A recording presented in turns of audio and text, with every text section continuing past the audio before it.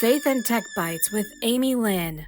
Have you ever noticed how older people will always make the comments like, "Oh, that's back in style now"?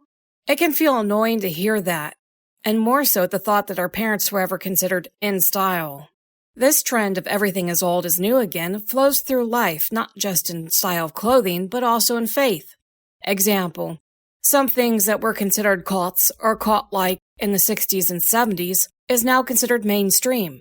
Things considered radical are normal.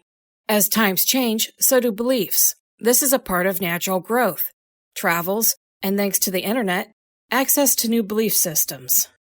Technology is the same way. Oftentimes, you may do updates or upgrades on your computer and regret it. I've been there and done that tons of times. But thankfully, there's a website out there called Old Version, because newer isn't always better. This is a really awesome website that has old versions of just about everything you can think of. The good thing about Android phones is the ability to download older APK files to replace the bad version you may have accidentally upgraded to. Sadly, iPhones don't have that option. That's why I don't recommend having auto updates or auto downloads turned on even with Windows updates. If you use your device, whatever it may be, a computer or phone all the time, I'm sure you too have suffered from the updates being more of a downgrade than anything. I will leave the link to this website in the About section of this podcast. 2 Timothy 3 verse 16.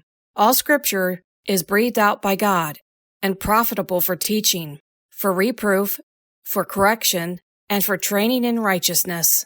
Thanks so much for making this a part of your day. If you enjoyed this podcast, please be sure to like and subscribe to the Facebook and YouTube channels, Amy Lynn's Voiceovers. You can stream the podcast anytime on demand and find all of our links to the podcast applications on amylynn.org.